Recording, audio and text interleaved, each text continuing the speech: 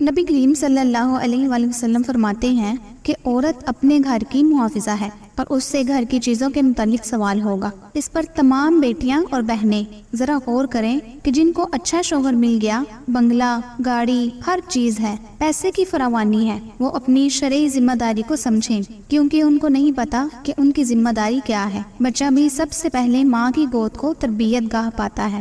ماں جتنی پاکیزہ سوچ کی حامل ہوگی، پازیٹیو تھنکنگ کی حامل ہوگی، اس کی ایکٹیویٹیز جتنی صاف ستھری ہوں گی، بچے وہی کچھ سیکھیں گے۔ اور اگر ایک ایسی عورت جو دینی احکام کو نہیں سمجھتی، وہ اپنی علمی جاہلیت کی بنا پر غلطیاں کر رہی ہوتی ہے، خطائیں کر رہی ہوتی ہے اور خلاف شرع کام کر رہی ہے، یا بد اخلاقیوں کی وجہ سے شوہر کی زندگی عذاب بنائے ہوئے ہے اور پورے گھر کی بھی، اور بچے بھی اس کو سیکھ رہے ہیں، تو یہ گناہ جاریہ ہے عورت کے لیے۔ لہٰذا عورت کی ذمہ داری کیا ہے؟ پہلے شوہر کے اعتبار سے میں عرض کر دیتی ہوں کہ شوہر کے مال کی حفاظت کرے۔ شوہر کا مال اس کی اجازت کے بغیر عورت کہیں نہیں دے سکتی، اپنی پاکٹ منی میں خود مختار ہے، لیکن اگر شوہر کا مال ہے تو نہیں دے سکتی۔ کچھ چیزیں ایسی ہوتی ہیں کہ بیوی کو پتہ بھی ہے کہ وہ چیز دینے سے شوہر ناراض ہوگا، تب تو دینا ہی نہیں، کسی صورت بھی نہیں، اور اگر دے دے تو گناہ ہوگا، چاہے مسجد میں ہی کیوں نہ ہو، شوہر سے پوچھ کر دینا ہوگا۔ اگر مسجد میں بنا پوچھے دے گی تو آدھا ثواب ہوگا، لہٰذا پورا ثواب حاصل کرنے کے لیے شوہر کو بتانا ہوگا اور اس کی اجازت لینا ہوگی۔ اور اگر عورت کو اس بات کا یقین ہو کہ اس کا مال کسی کو دینے سے شوہر ناراض نہیں ہوگا، تب بھی شوہر سے پوچھ کر ہر قدم اٹھائے۔ بعض خواتین گھر سے پیسے بچا کر اپنے میکے والوں کو دیتی رہتی ہیں۔ اپنے ماں باپ اور بہن بھائیوں کو دینا، ان کی مدد کرنا کوئی بری بات نہیں ہے، لیکن چوری کے انداز سے ان کی مدد کرنا اور شریعت کے خلاف جانا، تو پھر سمجھ لیں کہ شوہر کے مال میں امانت کے بجائے خیانت ہے، اور اس پر بھی بہنوں کی گرفت ہوگی۔ دوسرا، عورت کی ذمہ داری ہے کہ اپنی عفت و عصمت کی حفاظت کرے۔ جب ایک عورت کی شادی ہو جاتی ہے تو اس کا اچھا لباس پہننا، اس کا مسکرانا، اس کی لپسٹک، نیل پالش وغیرہ وغیرہ صرف اور صرف اپنے شوہر کے لیے ہونی چاہیے، غیر مردوں کے لیے نہیں۔ غیر مرد سے مراد کوئی اجنبی نہیں، آپ کے میل کزنز بھی آپ کے لیے نامحرم ہیں۔ ان کے سامنے اگر بن سنور کر جائیں گی یا شادی بیاہ میں بن سنور کر جائیں گی تو میل کزنز آپ کی تعریف کریں گے کہ آج تو بہت اچھی لگ رہی ہو، آپ کا ہیئر سٹائل بہت اچھا لگ رہا ہے، تو عورت اتنے سے ہی خوش ہو جاتی ہے، اس کی باتیں کھل جاتی ہیں اور نیکسٹ ٹائم اور بننے سنورنے کی کوشش کرتی ہیں تاکہ ان کو تعریف ملے۔ یہ بات انڈرسٹوڈ ہے کہ عورت تعریف کی بھوکی ہوتی ہے۔ اس میں شوہر کی بے ذوقی کا بھی بڑا عمل دخل ہوتا ہے، یعنی اگر بن سنور کا شوہر کے سامنے آئے تو شوہر اگنور کرے اور اس کی تعریف نہ کرے، لیکن جب شادی پر گئی تو کزن نے تعریف کی، عورت اس کی طرف مائل ہو جاتی ہے۔ گھر پہ کھانا بنائے تو بھی شوہر تعریف نہ کرے، مہمان انگلیاں چاٹتے رہ جائیں اور کہیں کہ بھابی آپ نے کیا خوب کھانا بنایا ہے، اور بھابی چوری ہو رہی ہے، خوش ہو رہی ہے، پھر عورت نیکسٹ ٹائم ان مہمانوں کے لیے اور غیر مردوں کے لیے اور اچھا کھانا بنائے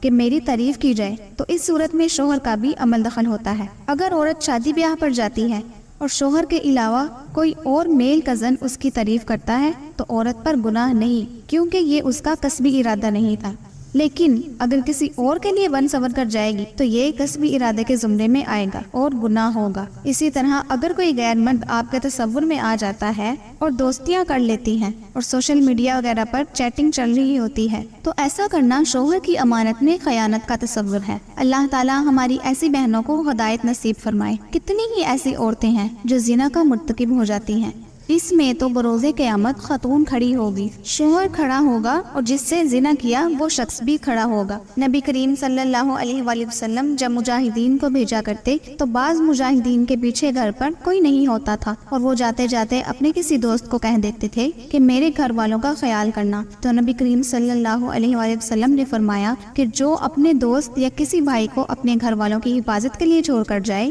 اور اگر وہ اہل خانہ کے ساتھ خیانت کرے تو بروز قیامت انہیں سامنے کھڑا کیا جائے گا اور اللہ اس کا بدلہ دلوائے گا۔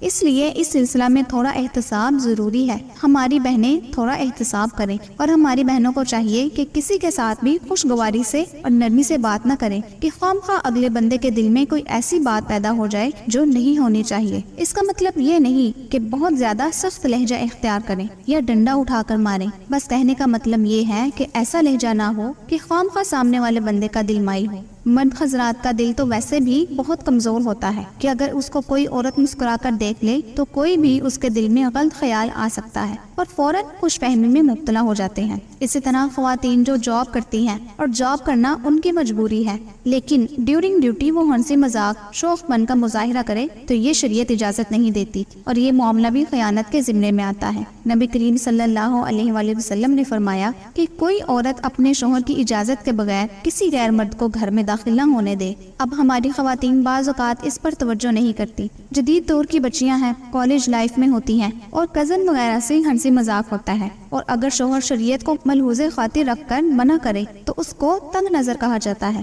لڑکی کہتی ہے کہ مجھے اس گھر میں سانس گھٹتا ہوا معلوم ہوتا ہے، تو یہ سوچ غلط ہے۔ یہ تو شوہر کا فرض ہے کہ اپنی بیوی کو نامحرم سے بات چیت سے روکے، اور ایسی گفتگو کر رہی ہے جو نہیں کرنی چاہیے تو یہ شوہر کی ذمہ داری ہے کہ اسے ایسا کرنے سے روکے۔ اور جب شوہر شریعت کے اندر رہتے ہوئے اپنی بیوی کو ایسے کاموں سے روکے تو وہ تنگ نظر اور شکی مزاج کہلاتا ہے۔ تو بعض والدین بھی اپنی بچی کی طرفداری کرتے ہوئے شوہر کو برا بھلا کہتے ہیں، اور نوبت طلاق تک آ جاتی ہے کہ اس بندے نے ہماری بچی کی زندگی تنگ کر دی ہے، چھوڑ دو آپ اسے۔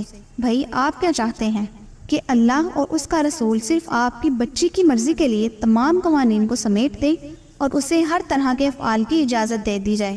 مذہب آپ کی زندگی کو تنگ نہیں کرنا چاہتا، بلکہ مذہب آپ کو خرابی سے بچانا چاہتا ہے۔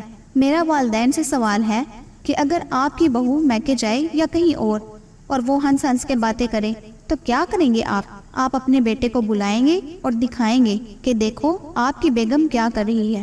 تمہیں کنٹرول نہیں ہے اپنی بیوی کے اوپر؟ کیا ہوا تمہاری غیرت کو؟ تمہیں تو شرم سے ڈوب مرنا چاہیے۔ یعنی بہو کے معاملے میں ایسے لیکچر اور بیٹی کے معاملے میں بیٹی کے شوہر کو شکی کہا جائے تو تھوڑا سا سوچئے کہ آپ ایسی سوچ رکھ کر کس طرف جا رہے ہیں۔ آپ کو چاہیے کہ جو آپ اپنی بہو کے لیے چاہتے ہیں وہی بیٹی کے لیے بھی چاہیں۔ اس لیے ہماری بہنوں کو چاہیے کہ وہ اپنے آپ کو تھوڑا ریزرو کریں اور وہ کریں جو سب کے حق میں بہتر ہے۔ یوں معاشرے میں بگاڑ پیدا نہیں ہوگا اور زندگی سکون سے گزرے گی۔ اگر ویڈیو پسند آئی ہو تو لائک کرنا نہ بھولیے گا۔